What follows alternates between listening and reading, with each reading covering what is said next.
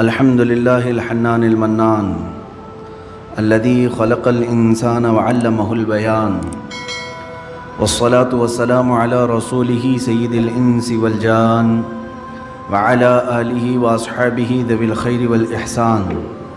أما بعد فأعوذ بالله من الشيطان الرجيم. بسم الله الرحمن الرحيم. إن المنافقين يخادعون الله وهو خادعهم وإذا قاموا إلى الصلاة قاموا كسالى يراءون الناس ولا يذكرون الله إلا قليلا مذبذبين بين ذلك لا إلى هؤلاء ولا إلى هؤلاء. صدق الله مولانا العظيم وبلغنا رسوله النبي الأمين المتين المختار الكريم ونحن على ذلك لمن الشاهدين والشاكرين والحمد لله رب العالمین. بارگاہ رسالت معاب صلی اللہ تعالی علیہ وسلم میں درود پاک کا ہدیہ پیش کریں.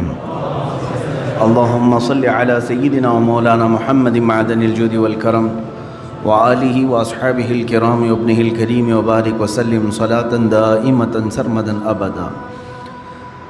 عزیزان گرام وقار، اللہ عز و جل کا فضل و کرم و احسان ہے کہ ہم مومن ہیں، ایمان والے ہیں. ایمان کسے کہتے ہیں؟ ایمان یقین کرنے کو کہتے ہیں، ٹرسٹ کرنا، کسی پر بھروسہ کرنا، اعتماد کرنا. اب کس پر بھروسہ کرنا اور کس پر یقین کرنا؟ تو اسلام یہ بتاتا ہے کہ اللہ کو ایک مان کر اس پر یقین رکھنا یہ ایمان ہے. اس کی کتابوں کو، اس کے رسولوں کو، اس کے فرشتوں کو، قیامت کے دن کو، تقدیر کو، مرنے کے بعد دوبارہ اٹھنے کو، ان تمام معاملات کو اگر کوئی دل سے یقین کرتا ہے تو اسی کو کہتے ہیں یہ ایمان ہے. ایمان جو نام ہے یہ قلب کی، دل کی ایک کیفیت کا نام ہے، یہ نظر نہیں آ سکتی. کس کے دل میں ایمان ہے نہیں ہے یہ کوئی نہیں بتا سکتا. دل کی ایک کیفیت کا نام ہے. ظاہر سی بات ہے میرے دل میں ابھی کیا چل رہا ہے وہ آپ نہیں بول سکتے، آپ کے دل میں ابھی کیا ہے مجھے نہیں خبر ہے. تو دلوں کی کیفیت میں سے ایک کیفیت کا نام ایمان ہے. اسی طرح سے کفر بھی ہے. ایمان کا اپوزٹ کفر ہے. کفر بھی دل سے کسی کا انکار کرنا، اللہ کا یا رسولوں کا یا قیامت کا یا ضروریات اسلام میں کسی چیز کا انکار کرنا. اس کا بھی تعلق دل سے ہے اور زبان سے بھی ہے. اب یہاں پر مجھے آج جو گفتگو کرنی ہے وہ یہ ہے کہ دو قسمیں پوری دنیا میں موجود ہیں، ایمان والوں کی اور اہل کفر کی، کفار و مشرکین.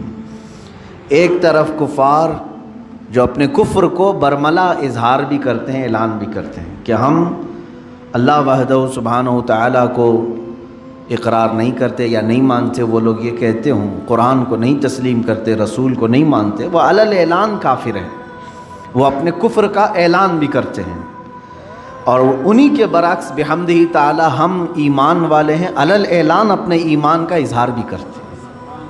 ہم اللہ کو ایک مانتے ہیں، برملا ہم یہ ہر جگہ کہتے بھی ہیں، چھپاتے نہیں.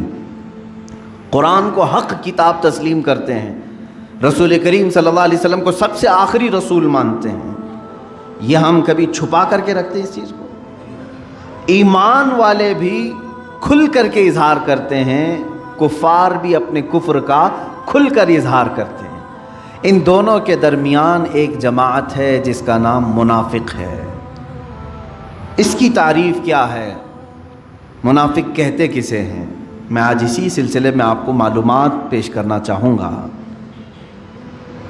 فرمایا گیا کہ جو دل میں ہے اسے ظاہر نہ کرے، جو دل میں رکھا ہے اسے ظاہر نہ کرے، بلکہ جو دل میں موجود ہے اس کے خلاف بیان کرے، اسی کو منافق کہتے ہیں. دل میں کفر ہے، دل میں اسلام کا بغض ہے، عداوت ہے، دشمنی ہے، لیکن زبان سے کچھ اور باتیں کہتا ہے، اس کو منافق کہتے ہیں.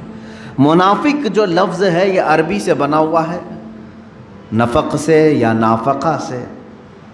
عربی کی لغت اگر ڈکشنری دیکھیں تو آپ کو پتہ چلے گا کہ ایک جنگلی چوہا جس کے دو منہ ہوا کرتے ہیں اس کو نافقہ کہتے ہیں. جنگلی چوہا جس کو گوہ بھی کہتے ہیں، اس کے 2 منہ ہوا کرتے تھے، ہوتے بھی ہوں گے، ہم نے تو دیکھا نہیں، لیکن لغت میں یہ بتایا گیا ہے کہ اس کے 2 منہ ہوتے ہیں، کبھی ادھر سے کبھی ادھر سے کھاتا ہے۔ تو اسی طرح منافق کی 2 صورتیں ہوتی ہیں، 2 شکلیں ہوتی ہیں، کبھی وہ ایمان ظاہر کرتا ہے اور کبھی کفر ظاہر کرتا ہے۔ اور نفق کہتے ہیں ٹنل کو، عربی میں جو ٹنل ہوتی ہے نا، انڈر گراؤنڈ گاڑیاں جاتی ہیں، اس کو نفق کہتے ہیں عربی میں۔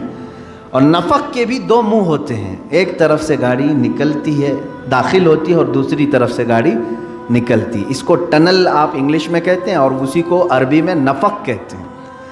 اسی نفق سے منافق بنا ہے۔ کیوں نفق سے منافق کیسے؟ اس لیے کہ منافق جو ہے ایک راستے سے اسلام میں داخل ہوتا ہے، دوسرے راستے سے اسلام سے خارج بھی ہو جاتا ہے۔ وہ مجمع عام میں مسلمانوں کے ہاں لا الہ الا اللہ پڑھتا ہے اور کفار و مشرکین کے پاس جا کر ان کے خداؤں کی پوجا بھی کرتا ہے۔ تو یہ منافق ہے، ایک راستے سے داخل ہوا ٹنل کی طرح اور دوسرے راستے سے نکل بھی جاتا ہے۔ یہ سب سے ڈینجر قسم ہے منافقت کی۔ اب آپ کو اندازہ ہونا چاہیے، سورہ بقرہ ہم شروع کرتے ہیں، قرآن کی ابتدائی سورت، سورہ فاتحہ کے بعد جو سب سے پہلی سورہ ہے کون سی ہے؟ سورہ بقرہ۔ سورہ بقرہ جب آپ تلاوت کریں گے تو شروع سے لے کر کے جو آیتیں آئی ہیں، الف لام میم ذالک الکتاب لا ریب فیہ ھدی للمتقین، یہاں سے لے کر کے 5 آیتیں کنٹینیو ایمان والوں کی شان میں آئی ہیں۔ یؤمنون بالغیب، یہ غیب پر ایمان لاتے ہیں، ایمان والے لوگ اللہ کو دیکھے نہیں پھر بھی ایمان لاتے ہیں۔ یقیمون الصلاۃ، نمازوں کو قائم کرتے ہیں، اور اللہ نے انہیں جو کچھ بھی دیا ہے وہ اس میں خرچ کرتے ہیں، اور جو اللہ نے ان پر اتارا ہے کتابوں میں اس پر یہ یقین رکھتے ہیں۔ اولئک علی ھدی من ربہم واولئک ھم المفلحون، یہی ہدایت پر ہیں اور یہی اللہ کی بارگاہ میں کامیاب بھی ہیں۔ 5 آیتیں ایمان والوں کے لیے ہوئیں، 5 آیتیں ایمان والوں کے لیے۔ اس کے بعد پھر آیتیں ہیں کفار و مشرکین کے لیے، ان الذین کفروا سواء علیہم اانذرتہم ام لم تنذرہم لا یؤمنون ختم اللہ علی قلوبہم وعلی سمعہم وعلی ابصارہم غشاوہ ولہم عذاب عظیم۔ اللہ فرماتا ہے جو لوگ کفر کر چکے، اب ان کے لیے اے محبوب برابر ہے، ان کو آپ ڈرائیں نہ ڈرائیں وہ ایمان نہیں لائیں گے۔ کون؟ کافروں کے لیے اللہ ان کے دلوں پر مہر لگا چکا ہے، ان کے دلوں میں کوئی بات حق کی پہنچتی نہیں ہے، ان کے کانوں پر پردہ ہے، ان کی آنکھوں پر پردہ ہے۔ یہ کس کے لیے کہا گیا؟ کفار کے لیے۔ اب میں ترتیب آپ کو بتا رہا ہوں۔ سورہ بقرہ جو شروع کی سورہ ہے قرآن کی، شروع سے لے کر 5 آیتیں مومنوں کی شان میں آئی، 2 آیتیں کافروں کے مذمت کے لیے بیان کی گئی۔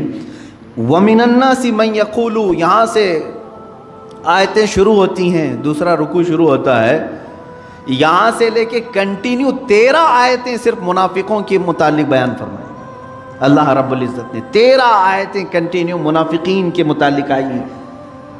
اس سے اندازہ ہو سکتا ہے کہ یہ کفار و مشرکین سے بھی زیادہ ڈینجر قسم کی ایک جماعت ہے، کیونکہ کفر ظاہر ہے اور اسے ہم پہچانتے ہیں، شرک ظاہر ہے اور ہم اسے پہچانتے ہیں، لیکن منافقت ایک ایسی قسم ہے جو ہمارے درمیان ہو تو ہم کو بھی نہیں معلوم، کافروں کے درمیان ہو تو کافروں کو بھی نہیں معلوم۔ یہ دونوں کو دھوکہ دینے والی جماعت ہے۔ اسی لیے قرآن میں اللہ نے فرمایا یخادعون اللہ والذین آمنوا، یہ اللہ کو دھوکہ دینے کی کوشش کرتے ہیں اور ایمان والوں کو، وما یخدعون الا انفسهم، لیکن ساتھ میں رب تعالیٰ نے یہ بھی فرمایا وہ سوائے اپنی جان کے کسی کو دھوکہ دے ہی نہیں سکتے، وہ خود اپنے آپ کو دھوکہ دے رہے ہیں۔ منافق کی پہچان کیا ہے؟ احادیث کریمہ میں بیان کی گئی ہیں، علامات بہت ساری اس کی ہیں، مشہور علامات میں ذکر کرتا ہوں۔ اللہ کے نبی صلی اللہ تعالیٰ علیہ وسلم نے فرمایا آیت المنافقی ثلاثۃ، اے مسلمانوں آج میں یہ قسم آپ کے سامنے جو بیان کر رہا ہوں، ڈر جاؤ اس بات سے کہ کہیں نفاق نہ آ جائے ہمارے دل میں، اس لیے کہ کفر آپ سے نہیں ہوگا، شرک نہیں ہوگا، آپ اس سے گھبراتے ہیں، دور بھاگتے ہیں، لیکن منافقت ایک ایسی چیز ہے کب تمہارے دلوں میں آ جائے پتہ بھی نہیں چلتا۔ کیسے آتی ہے وہ میں بتاتا ہوں۔ منافقت کی دو قسمیں بیان کی گئی ہیں، ایک نفاق عملی ہے، ایک نفاق اعتقادی ہے۔ عقیدے میں منافق بھی ہوتا ہے اور عمل میں بھی منافق ہوتا ہے، دونوں چیزوں کی تشریح میں کروں گا۔ پہلی چیز تو میں یہ بتاتا ہوں کہ کیوں یہ منافقت کے متعلق میں نے آج موضوع کو چھیڑا ہے، کیونکہ رب تعالیٰ نے جہاں دردناک عذابات کا ذکر فرمایا ہے قرآن پاک میں، جہنم کے 5ویں پارے کی آخر صفحے کی آیت ہے سورہ نساء میں، اللہ تعالیٰ فرماتا ہے ان المنافقین فی الدرک الاسفل من النار۔ اللہ فرماتا ہے جہنم کے سب سے نچلے طبقے میں ہم منافقین کو رکھیں گے، سب سے نیچے والا طبقہ۔ یہ نیچے والے طبقہ کیوں کہا گیا؟ اس لیے کہ وہاں سے نکلنے کی کوئی صورت ہی نہیں ہے۔ وَلَن تَجِدَ لَهُمْ نَصِيرًا، اللہ فرماتا ہے ہرگز ان کے لیے کوئی مددگار وہاں نہیں پہنچے گا، نہ ان کی آواز کہیں کسی دوسرے تک پہنچے گی۔ یہ کس کے لیے؟ منافقین کے لیے۔ جہاں کافروں کے عذاب کی بات آئی ہے، عذاب عظیم آیا ہے، عذاب علیم ہے، عذاب مہین ہے، لیکن منافقین کے متعلق کہا گیا جہنم کے سب سے نچلے طبقے میں وہ رہیں گے، سب سے نیچے والے حصے میں رہیں گے۔ عزیزان گرامی اوقات، منافقت کیسے ہے اس کے متعلق آیتیں بھی ہیں۔ پوری سورہ منافقون آ گئی 28ویں پارے، پوری سورہ ہے منافقون۔ اذا جاءك المنافقون قالوا نشهد انك لرسول الله، قالوا نشهد انك لرسول الله والله يعلم انك لرسوله والله يشهد ان المنافقين لكاذبون۔ یہاں سے سورہ شروع ہو رہی۔ کیسے آتے ہیں منافق؟ حضور صلی اللہ علیہ وسلم سے رب تعالیٰ فرما رہا ہے اے محبوب، منافقین آپ کے پاس آتے ہیں اور یوں کہتے ہیں ہم گواہی دیتے ہیں کہ آپ اللہ کے رسول ہیں۔ یہ کہتے ہیں آپ اللہ کے رسول ہیں، اور رب تعالیٰ فرماتا ہے اللہ ضرور جانتا ہے کہ آپ اللہ کے رسول ہیں، لیکن اللہ اس بات کی گواہی دیتا ہے کہ منافق جھوٹ بول رہے ہیں، وہ آپ کو آخری رسول نہیں تسلیم کرتے ہیں، وہ تو صرف جنگوں میں موجود مال غنیمت حاصل کرنے کے لیے آپ کے پاس آ رہے ہیں۔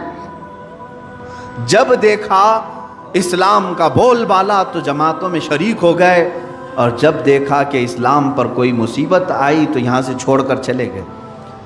اس طرح کی مثالیں مدینہ طیبہ میں بہت مرتبہ ہوئیں۔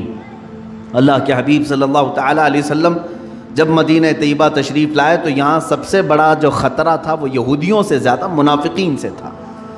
ہر بات جا کر لیک کرتے تھے یہودیوں کے پاس، عیسائیوں کے پاس، کہ محمد صلی اللہ تعالیٰ علیہ وسلم آج یہ پلاننگ کر رہے تھے، یہ باتیں کر رہے تھے، ہر چیز یہاں کی لے جا کر وہاں پہنچاتے تھے۔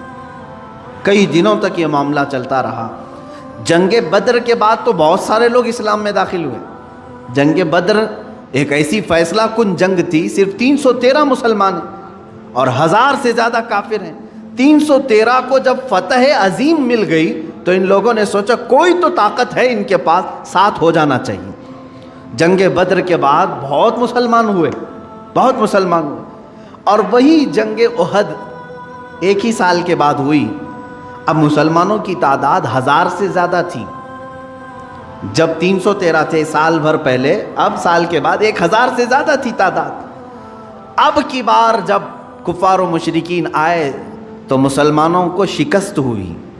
یہ اللہ تعالیٰ کی طرف سے آزمائش تھی کہ یہاں پر منافقین کو اب باتیں بنانے کا موقع مل گیا۔ جتنے وہ مال غنیمت لوٹنے کے لیے اسلام لائے تھے وہ سب میدان چھوڑ کر بھاگ آئے، مدینہ طیبہ کی طرف آئے اور کہنے لگے کیا ہم نہیں کہتے تھے کہ یہ کمزور لوگ ہیں، ان کے ساتھ نہیں ہونا چاہیے، ہمارا سب برباد ہو جائے گا۔ مدینہ طیبہ واپس لوٹ آئے۔ یہ منافقت کی اقسام تھیں میرے عزیزو۔ اسی طرح یہ معاملہ چلتا رہا جنگ خندق میں۔ جنگ خندق میں بھی کئی منافقین حضور صلی اللہ تعالیٰ علیہ وسلم کو چھوڑ کر صرف یہ بات کہہ کر کے آئے ہمارے مدینے میں عورتیں تنہا ہیں، ہم آپ کے ساتھ نہیں کھڑے ہو سکتے، دشمن کا خطرہ ہے، ہماری عورتیں بغیر گھر کے ہیں، بغیر چھتوں کے ہیں، ہم ان کے پاس جا رہے ہیں۔ اللہ کے حبیب صلی اللہ تعالیٰ علیہ وسلم کو اور ان کے جانثار صحابہ کو چھوڑ کر یہ پوری منافقین کی جماعت چلی گئی۔ یہ حضور صلی اللہ علیہ وسلم کے زمانے سے چل رہی بات۔ میرے عزیزو، اب میں منافقت کی اقسام بتاتا ہوں کہ ہمیشہ جس کی فطرت میں غدر ہے، دھوکہ ہے، وعدہ خلافی ہے، سمجھ لو کہ اس کے اندر نفاق آ گیا ہے، منافقت اس کے اندر آ گئی ہے۔ علامتیں میں بتاتا ہوں، بخاری شریف کی بھی حدیث ہے۔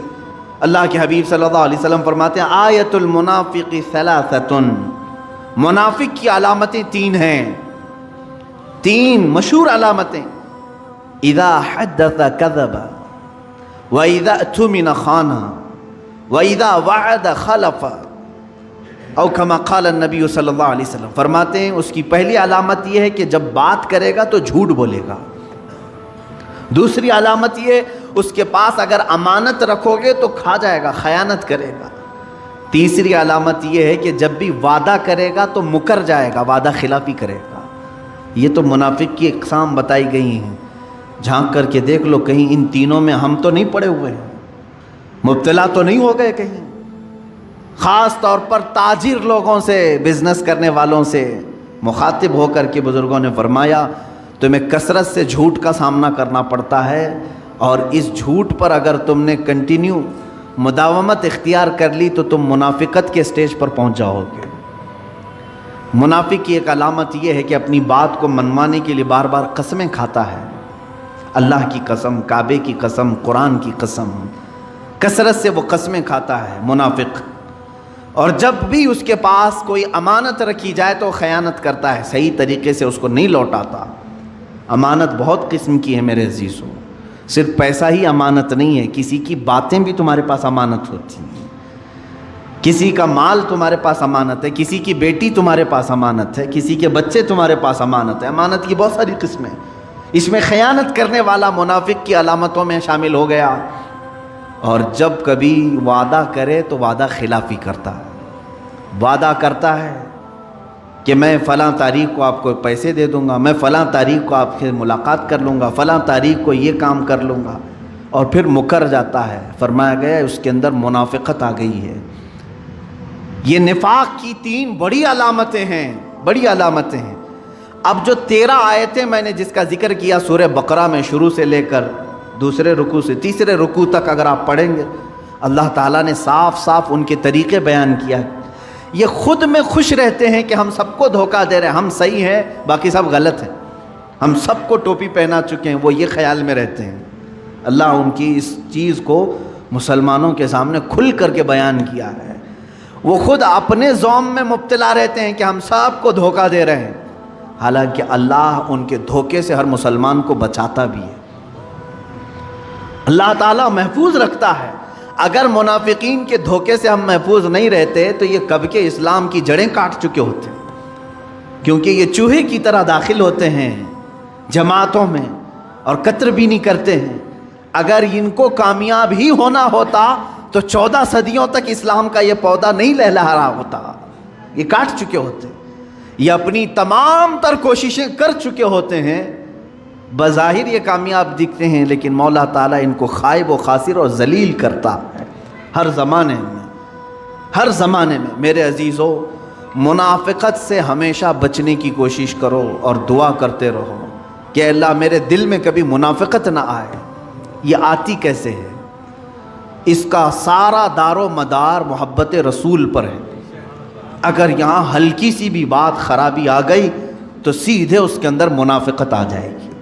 اگر نبی کی بات کو، میرے آقا صلی اللہ تعالیٰ علیہ وسلم کی بات کو ہلکا سمجھ لیا، کمتر سمجھ لیا، سمجھ لو کہ وہ گر گیا ایمان کے درجے سے اور منافقین میں آ گیا۔ ایک صحابی ہیں حضرت عمرو بن سعید رضی اللہ تعالیٰ عنہ، عمرو بن سعد یا عمرو بن سعید ہیں، یہ ان کا چچا تھا جلاس۔ یہ دونوں لوگ مدینہ طیبہ کے کنارے رہتے تھے۔ جلاس جو ہے حضور صلی اللہ تعالیٰ علیہ وسلم کی مجلس میں ہمیشہ حاضر رہنے والا، اور وہ اپنے چھوٹے بھتیجے کو عمرو کو لے کر کے بارگاہ رسول صلی اللہ تعالیٰ علیہ وسلم میں حاضر ہوتا تھا۔ جب بھی حضور صلی اللہ تعالیٰ علیہ وسلم کے جماعت میں حاضر ہو تو یہاں پر جو جو باتیں سنی جاتی تھی اس پر عمل کرنے کی کوشش کرتے۔ عمیر بن سعد، عمیر بھتیجے کا نام، یہ چھوٹی عمر کے تھے۔ چچا خود ہاتھ پکڑ کر کے بارگاہ رسول میں لے کر کے آتا تھا۔ ایک دن ایسا ہوا کہ چچا نہیں آیا، جلاس بن سویت یہ نہیں آیا، بھتیجا عمیر بن سعد یہ بارگاہ رسول میں حاضر رہا، اور حضور اکرم صلی اللہ علیہ وسلم نے اس دن ایک بشارت سنائی۔ اے لوگوں ان قریب اللہ تعالیٰ قریش پر ہمیں فتح عظیم عطا کرے گا اور ہم خانہ کعبہ شان سے داخل ہوں گے۔ حضور صلی اللہ علیہ وسلم جب یہ بشارت دیے، چھوٹی عمر تھی عمیر بن سعد کی، خوشی سے دوڑتے ہوئے آئے اور اپنے چچا جلاس بن سوید کو آ کر کے کہا، چچا آج معلوم ہے آپ کو آج اللہ کے رسول صلی اللہ علیہ وسلم نے کیا فرمایا؟ کہا کیا کہا اللہ کے رسول نے فرمایا کہ عنقریب اللہ قریش پر انہیں فتح عظیم عطا کرے گا، شان سے وہ داخل ہوں گے۔ جلاس بن سوید نے کہا ہے اگر محمد کو فتح ہو گئی تو ہم گدھے سے بدتر کہلائیں گے۔ دل کا منافق تھا، حضور صلی اللہ علیہ وسلم کے بارے میں کہہ گیا، جبکہ وہ مجلس رسول میں کنٹینیو حاضر ہونے والا شخص اور اپنے بھتیجے کو پکڑ کر کے لانے والا شخص۔ عمیر بن سعد نے کہا چچا آپ ہی تو مجھے لے کر جاتے تھے۔ کہا لے کر جاتا تھا لیکن بڑی بڑی باتیں مت کرو، محمد کی بات اور ہے، قریش کی بات اور ہے۔ عمیر بن سعد وہاں سے فوراً بھاگتے ہوئے نکل آئے کہ چچا کا دماغ خراب ہو گیا ہوگا، یا تو یہ اب تک نہیں جانتے تھے۔ اب بتائیں بھتیجا خود چچا کی منافقت کو نہیں سمجھ پا رہا تھا۔ عمیر بن سعد بارگاہ رسول میں حاضر ہوئے، صحابہ بیٹھے ہوئے تھے، یہ چھوٹی عمر کے تھے، بڑے صحابہ تھے، حضور صلی اللہ علیہ وسلم کی بارگاہ میں کھڑے ہو کر کے بار بار کچھ کہنے کی بات کر رہے ہیں، کچھ عرض کرنے کی بات کر رہے ہیں، موقع نہیں مل پا رہا ہے۔ جلاس کو اپنے چچا کو بول کر کے آئے تھے میں آج تیرا بھانڈا پھوڑوں گا، پوری طرح سے تیری پول کھولوں گا، حضور اکرم صلی اللہ علیہ وسلم کی بارگاہ میں جا کر بیان کروں گا۔ وہ گھبرا بھی گیا لیکن بچہ اب دوڑتے ہوئے آ گیا۔ اب یہاں پر تھوڑی دیر کے بعد بار بار وہ اٹھ رہے ہیں، اپنی گردن اٹھا رہے ہیں، تو حضور نے فرمایا کیا کہنا اٹھو۔ حضور صلی اللہ علیہ وسلم نے موقع دیا تو کھڑے ہوئے کہا کہ حضور ایک بات عرض کرنی ہے، میرا چچا منافق ہے۔ جلاس بن سوید سب کے کان کھڑے ہو گئے۔ جلاس بن سوید سب کی نظر میں ایک نیک شخص تھا، عمر والا شخص تھا، پابندی صوم و صلات، نماز اور روزوں کا بڑا پابند شخص، اور ایک بچہ ایسا کہ صحابہ نے بٹھا دے بیٹھ جا، لگتا ہے اس کے چچا نے مارا ہو رہا ہوگا، اس کے خلاف آ کے شکایت کر دیا، بیٹھ جاؤ۔ پھر وہ کھڑے ہوئے کہ نہیں یا رسول اللہ صلی اللہ علیہ وسلم میں گواہی دیتا ہوں۔ حضور صلی اللہ تعالیٰ علیہ وسلم بھی دیکھتے رہے ان کی طرف، بولو۔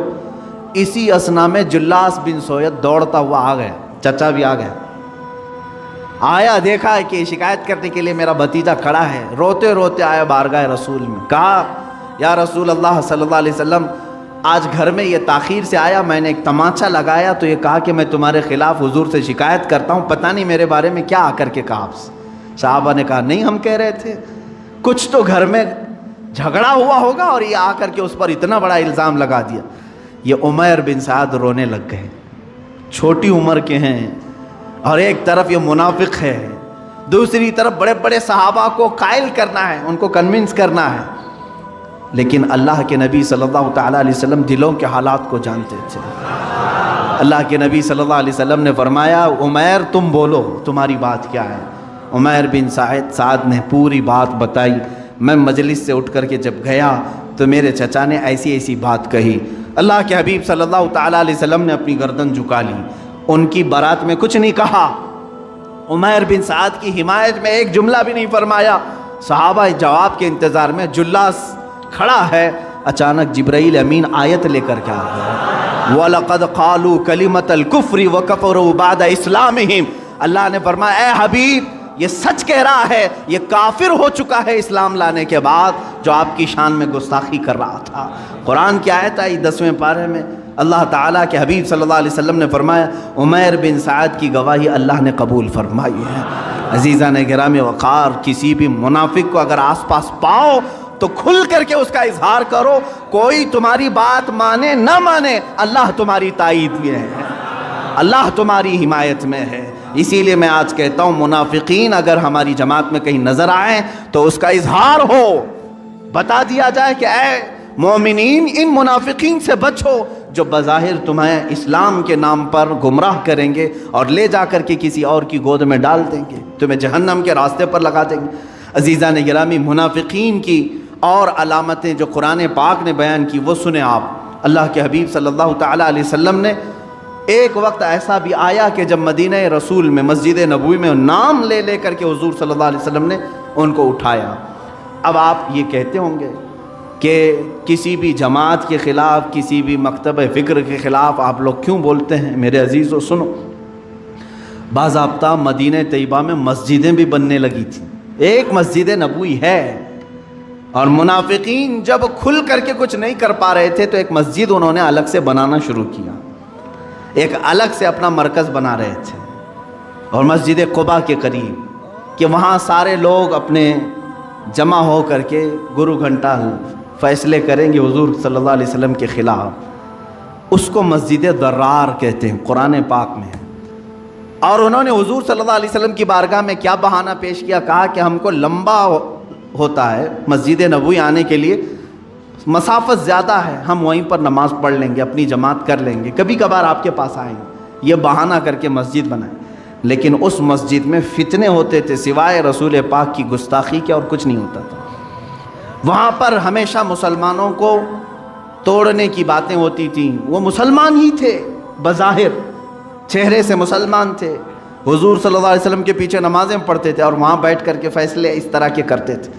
ظاہر سی بات ہے، اللہ رب العزت نے قرآن میں آیت نازل فرمائی، وَالَّذِينَ اتَّخَذُوا مَسْجِدًا ضِرَارًا وَكُفْرًا وَتَفْرِيقًا بَيْنَ الْمُؤْمِنِينَ، وہ لوگ جنہوں نے مسجد بنائی ہے ضرر دینے کے لیے، مسلمانوں کے درمیان فرقہ بنانے کے لیے، لمن حارب اللہ ورسولہ، جو لوگ اللہ اور اس کے رسول سے جنگ کرنا چاہتے ہیں، اللہ نے اپنے حبیب صلی اللہ علیہ وسلم کو حکم دیا کہ اس مسجد کو ڈھا دیا جائے، ختم کر دیا۔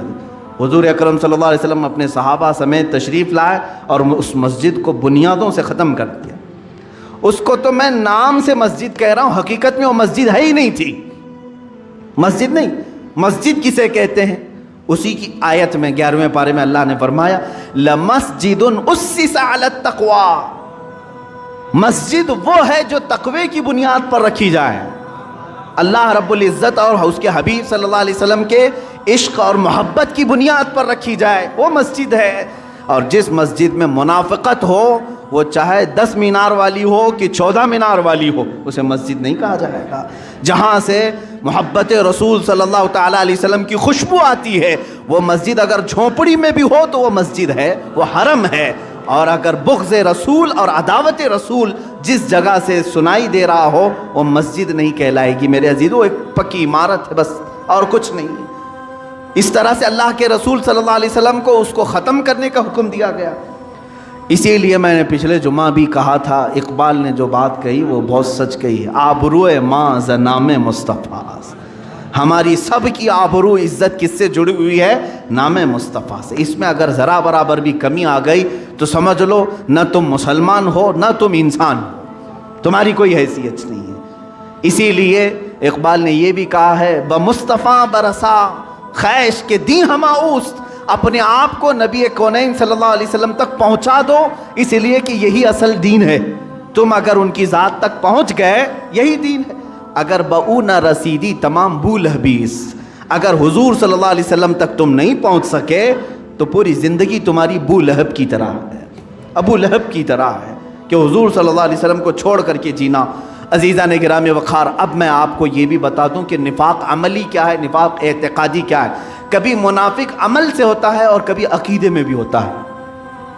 اللہ ایک ہے، یہ عقیدہ سب کا ہے۔ حضور صلی اللہ علیہ وسلم اللہ کے آخری رسول ہیں، یہ عقیدہ سب کا ہے۔ اللہ کے فرشتے ہیں، اللہ کی کتابیں ہیں، اللہ قیامت کا ایک دن لانے والا ہے، تقدیر ہے، مرنے کے بعد ہم دوبارہ اٹھائے جائیں گے، یہ سب پر ایمان ہے۔ یہ بنیادی ایمان ہے، یہ بنیادی، اس کو کہتے ہیں عقیدہ۔ اس میں ذرا برابر رد و بدل نہیں ہوگا، یہ عقیدہ ہے۔ کچھ عمل ہیں، عمل جیسے نماز ہے، روزہ ہے، زکوٰۃ ہے، حج ہے، یہ سب کیا ہیں؟ یہ عمل ہے۔ عمل کہتے ہیں ایکٹیویٹیز، آپ کر کے دکھا رہے ہیں۔ اللہ ایک ہے، آپ کر کے کچھ نہیں دکھانا ہے، آپ کو دل میں ماننا ہے۔ فرشتے ہیں اللہ کے، آپ کو کر کے کچھ نہیں دکھانا ہے، دل میں ماننا ہے۔ ایمان دل کا نام ہے اور اسلام یہ عمل کا نام ہے۔ عمل میں اگر کوتاہی کرتا ہے کوئی بندہ تو بزرگوں نے فرمایا کہ اس کے اندر عمل کا منافق آ گیا ہے۔ یعنی ایمان تو دل میں ہے، کہتا ہے اللہ میرا سب سے بڑا ہے، لیکن اسی کی عبادت میں نہیں آتا، تو گویا کہ یہ عمل کا منافق ہے، عملی منافقت اس کے اندر آ رہی ہے۔ اسلام کو سب سے بلند و بالا مذہب سمجھتا ہے، قرآن کو اللہ کی سب سے سچی کتاب سمجھتا ہے، سب سے آخری کتاب سمجھتا ہے، لیکن اس کی طرف کبھی ہاتھ بھی نہیں لگاتا، تو قول اور عمل میں اس کے مخالفت ہے یا نہیں؟ کہتا کچھ اور ہے، کرتا کچھ ہے، اس کے لیے کہتے ہیں یہ نفاق، عملی نفاق ہے۔ اس کا گناہ یہ ہے کہ قیامت کے دن اللہ تعالیٰ اگر یہ توبہ کر کے مرا تو معاف بھی فرمائے گا اللہ تعالیٰ، یعنی نماز نہیں پڑھتا تھا، روزے نہیں رکھتا تھا، زکوٰۃ میں کچھ خرابی آئی، اسلام کے خلاف کچھ عمل کرتا تھا تو گناہ کبیرہ ہے، لیکن اگر توبہ کر کے مرے گا تو اللہ تعالیٰ اسے معاف بھی فرمائے گا، اور اگر توبہ کر کے نہیں مرا تھا تو قیامت کے دن اگر اس کی سزا میں جہنم آ گئی تو جہنم میں جائے گا، لیکن ایک نہ ایک دن وہاں سے نکالا جائے گا۔ یہ نفاق عملی کی بات کر رہا ہوں، عمل میں اگر نفاق آیا تھا تو، اور اگر عقیدے میں منافقت آ گئی، وہ کیسے؟ کہتا ہے اللہ ایک ہے ہمارے سامنے، اور ہندوؤں کے پاس کہتا ہے جتنے تمہارے خدا ہیں اتنے میرے بھی ہیں، عیسائیوں کے پاس کہتا ہے تمہارے ہاں 3 ہیں میں بھی 3 کو مانتا ہوں۔ تو یہ اعتقادی منافق ہے، یعنی سب کے پاس جہاں گیا ویسا رنگ ڈال لیا، یہ منافق اعتقادی ہے۔ قادیانیوں کے پاس گیا، کہا کہ تمہارا جو آخری نبی تم جس کو غلام احمد قادیانی رسول مانتے ہو، میں بھی اس کو رسول مانتا ہوں، محمد صلی اللہ علیہ وسلم ان کو بھی میں رسول مانتا ہوں۔ یہ منافق اعتقادی ہے، اس کی بخشش نہیں، یا اگر بغیر توبہ کے مرا تو قیامت کے دن اللہ تعالی ہمیشہ ہمیشہ کے لیے اسے جہنم کے سب سے نچلے طبقے میں داخل کرے گا، سب سے نچلے طبقے میں داخل کرے گا۔ اعتقاد میں نفاق آنے نہ پائے، عمل میں اگر آ گیا تو اس کی توبہ سے معافی کا امکان ہے، بچنے کی صورت ہے، لیکن عقیدے میں اگر منافقت آ گئی تو سمجھ لو میرے عزیزوں کوئی تمہاری مغفرت نہیں، بخشش نہیں۔ سورہ منافقون کی میں آیتیں پڑھتا ہوں، اللہ فرماتا ہے وَإِذَا رَأَيْتَهُمْ تُعْجِبُكَ أَجْسَامُهُمْ، اللہ جب تم ان کو دیکھو گے تو ان کے جسم تم کو اچھے لگیں گے، منافقین۔ وَإِن يَقُولُوا تَسْمَعْ لِقَوْلِهِمْ كَأَنَّهُمْ خُشُبٌ مُّسَنَّدَةٌ، اللہ فرماتا ہے جب وہ بولیں گے تو تم کو ان کی باتیں اچھی لگنے لگیں گی، وہ ایسا ٹال مٹول کر کے بولیں گے کہ تم کو ان کی باتیں اچھی لگیں گی۔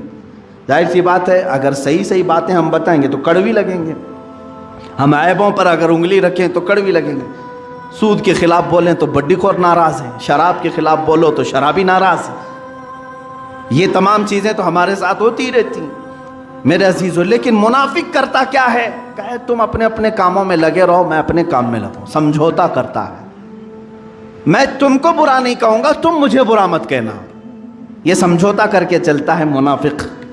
قرآن کہہ رہا ہے جب بھی وہ بات کرے گا تو تم کو اچھا لگے گا، کیوں؟ تمہاری بیماریوں کا وہ ایک بار بھی ذکر نہیں کرے گا، وہ کبھی نہیں بولے گا کہ تم بیمار ہو دل سے، تمہارے اندر خرابیاں ہیں، نہیں بتائے گا، اس لیے تم کو اس کی باتیں اچھی لگنے لگیں گی، ہماری باتیں کڑوی اس لیے لگیں گی۔ ظاہر سی بات ہے کہ تمہارے اندر موجود خرابیوں پر اگر ہم انگلی رکھیں گے، کسی کو غصہ آتا ہے، کوئی اگر ایکسیپٹ کرتا ہے تو اچھی بات۔ اور آگے سنو، يَحْسَبُونَ كُلَّ صَيْحَةٍ عَلَيْهِمْ هُمُ الْعَدُوُّ، اللہ فرما رہا ہے کہ یہی تمہارے سب سے بڑے دشمن ہیں، ان سے بچو اپنے آپ، بچاؤ اپنے آپ۔ اور اللہ تعالیٰ فرماتا ہے کہ رسول انہیں جب بلاتے ہیں آ جاؤ تو یہ اپنا منہ پھیر لیتے ہیں، ہم کو رسول کی ضرورت نہیں۔ اور اللہ تعالیٰ فرماتا ہے سواء علیہم استغفرت لہم ام لم تستغفر لہم لن یغفر اللہ لہم، اے رسول آپ ان کو بلا کر کے بخشش کی دعا کریں یا نہ کریں، اللہ ان کو کبھی معاف نہیں کرے گا، لن یغفر اللہ لہم، اللہ فرماتا ہے ہرگز ہرگز اللہ انہیں معاف نہیں کرے گا۔ یہاں تک کہ منافقین کے لیے جتنا سخت تیور قرآن کی آیتوں میں ہے، آپ دیکھیں 10ویں پارے کی آیت ہے، اللہ فرماتا ہے وَلَا تُصَلِّ عَلَىٰ أَحَدٍ مِّنْهُمْ مَاتَ أَبَدًا وَلَا تَقُمْ عَلَىٰ قَبْرِهِ، اے رسول ان منافقین میں سے جب کبھی کوئی مر جائے تو اس پر نماز نہ پڑھنا، حضور کو حکم ہو گیا، اللہ کے نبی کو جو رحمت للعالمین ہیں، اللہ تعالیٰ فرماتا ہے ہرگز ان پر جنازہ نہ پڑھنا، وَلَا تَقُمْ عَلَىٰ قَبْرِهِ، اور نہ ہی اس کی قبر کے پاس کھڑے ہونا۔ منافق کے لیے اتنا سخت تیور ہے قرآن پاک میں، کیوں؟ یہ ہمیشہ اسلام کی جڑیں کاٹنے کی کوشش کرتا رہا، لوگوں کو ورغلاتا رہا، اسلام کے خلاف ان کے دلوں میں زہر گھولتا رہا۔ میرے عزیزو یہ تمہیں معلوم نہیں پڑتا زندگی بھر اس لیے ایسوں کی دوستی سے محفوظ رہو جو اسلام کی خرابیاں بیان کرنے کے لیے بیٹھتے ہیں۔ میں تو کہتا ہوں بہت ساری مجلسوں میں یہ شکایتیں بھی ہوتی رہتی ہیں۔ کل ہی میرے ساتھ ایک ایسا معاملہ ہوا، ارے ہم سنیوں کا معاملہ ایسا ہے، اتنے خراب ہو گئے، اتنے خراب ہو گئے۔ کیوں تم لوگوں کے ذہن و دماغ میں سنیت کو خراب کرنے کی کوشش کر رہے ہو؟ دوسروں کی تعریف بیان کرنا، اہل سنت و جماعت کو کمتر بیان کرنا، یہ منافق ہے، منافق ہے جو تمہیں راہ راست سے ہٹانے کے لیے اس کی کمزوریاں بیان کرے گا۔ سیم اس کی مثال یوں ہے، سمجھ لیجئے میں ایک مدرسے میں پڑھ رہا ہوں، جی جان سے پڑھ رہا ہوں، اچھی پڑھائی ہو رہی تھی، لیکن آپ آئے گھنٹہ بیٹھ کر کے میرے دماغ میں باتیں ڈالنے لگے، اس مدرسے کی یہ خرابی ہے، یہاں ایسا پکتا ہے، یہاں ایسا ہوتا ہے، دماغ گھوم گیا۔ ارے نہیں، دوسری جگہ جاتے ہیں۔ ہمارے طلبہ کے ساتھ ہوتا ہے ایسا، اکثر چھوڑ دیتے ہیں، دوسری جگہ جا کر دیکھتے ہیں۔ اسی طرح کا معاملہ منافقین تمہارے دین کے ساتھ کرتے ہیں۔ سنیت، اہل سنت، یہ دیکھو یہ کیا کیا کر رہے ہیں۔ میرے عزیزو، اہل سنت و جماعت لوگوں کا نام نہیں ہے، عقیدے کا نام ہے۔ لوگ سب شرابی ہو جائیں، اہل سنت و جماعت پر کچھ فرق نہیں پڑے۔ اہل سنت و جماعت حقانیت کا نام ہے، حقانیت کا نام ہے۔ لوگوں میں اگر خرابی آ گئی تو اس سے اس کا کیا فرق؟ سورج پر اگر آپ الزام لگائیں گے تو یہ بے وقوفی ہے۔ سورج کا اپنا کوئی قصور نہیں ہے، سورج جیسا چمکتا ہے ویسے ہی چمکتا رہے گا۔ اہل سنت و جماعت ایمان، دین، اسلام اسی طرح سے ایک روشن چیز ہے۔ ہاں، اس کے اجالے میں رہنے والے اگر پورا اجالا نہیں پائے تو اس میں سورج کا کیا قصور ہے؟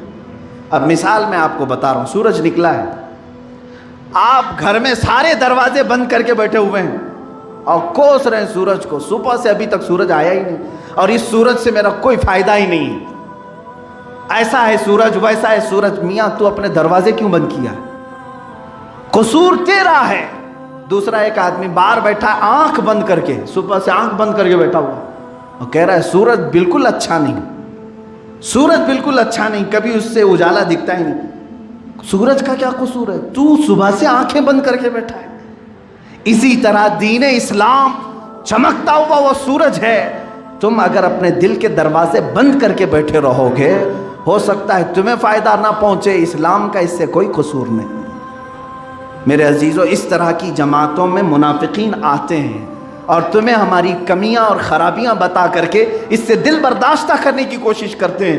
اس وقت دعا یہ کرنا، یا مقلب القلوب ثبت قلبی علی دینک، یہ میرے آقا صلی اللہ علیہ وسلم دعا فرماتے تھے، اے دلوں کو پھیرنے والے خدا، میرے دل کو اپنے دین پر ہمیشہ قائم رکھ، میرے دل کو ہمیشہ اپنے دین پر قائم رکھ۔ ہم نے پھرتے ہوئے لوگوں کو بہت دیکھا ہے جو تیرے در سے یار پھرتے ہیں، اعلیٰ حضرت فرماتے ہیں جو تیرے در سے یار پھرتے ہیں، در بدر یوں ہی خار پھرتے ہیں۔ وہ ایک بار پھر گئے، در بدر خار پھرتے ہیں۔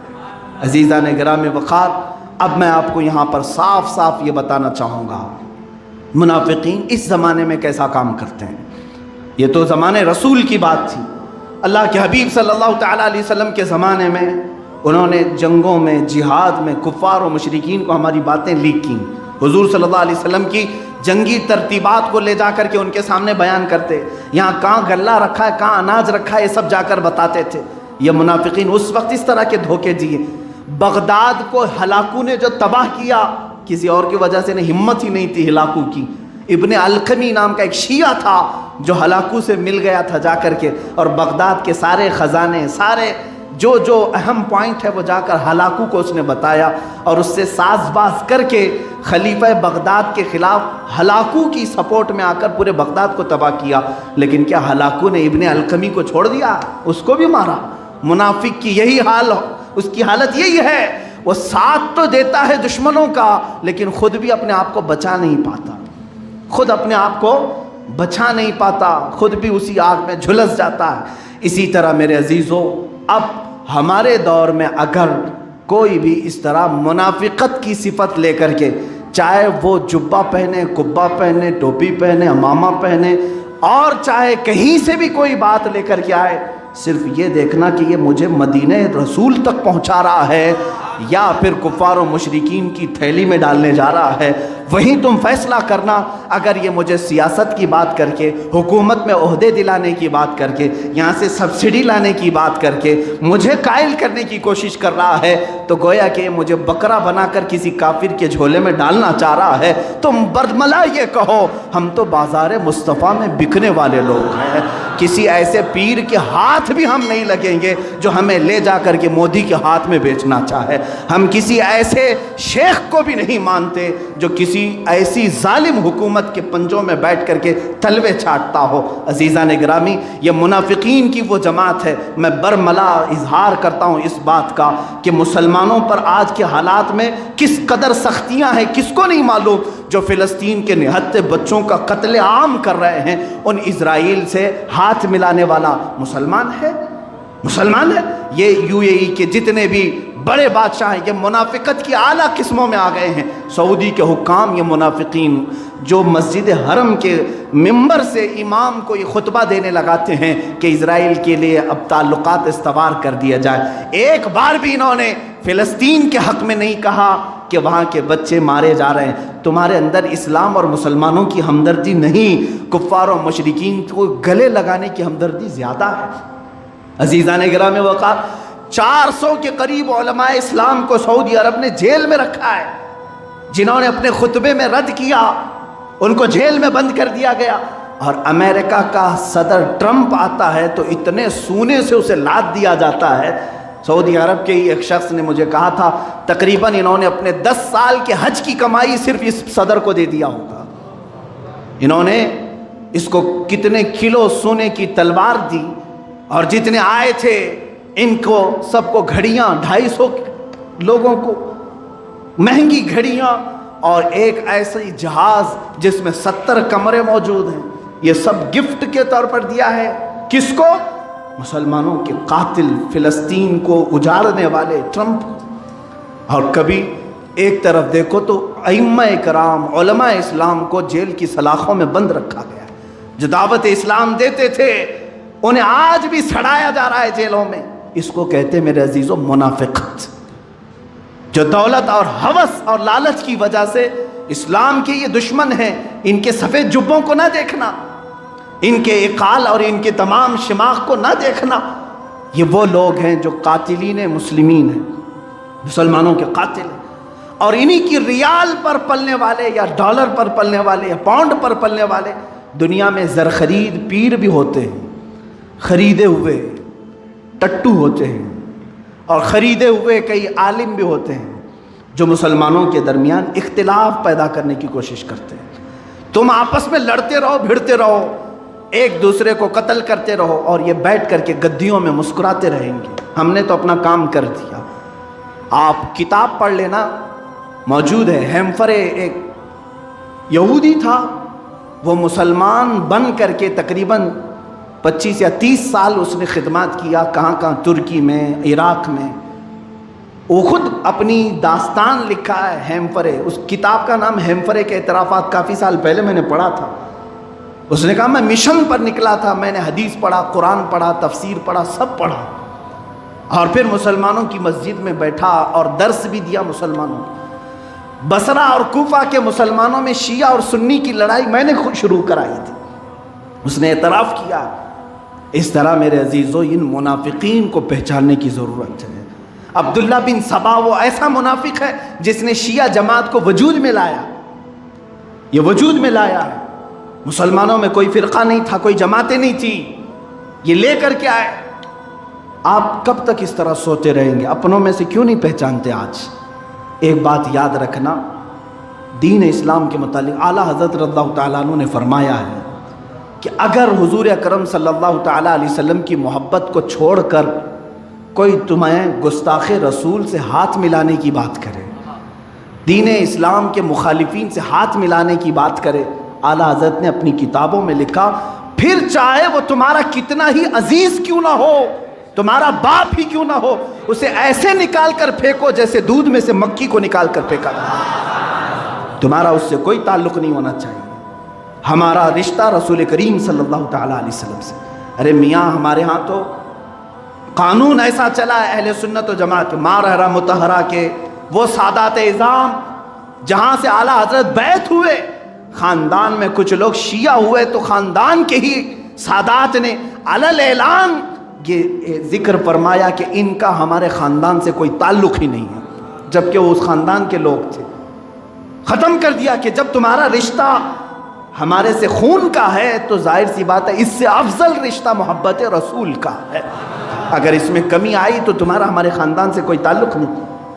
ہم اس اہل سنت و جماعت کے پلیٹ فارم پر ہیں، ہمارے ہاں شخصیتیں اہم نہیں ہیں، ٹوپیاں داڑیاں اہم نہیں ہیں، ہمارے ہاں محبت مصطفیٰ اہم ہے۔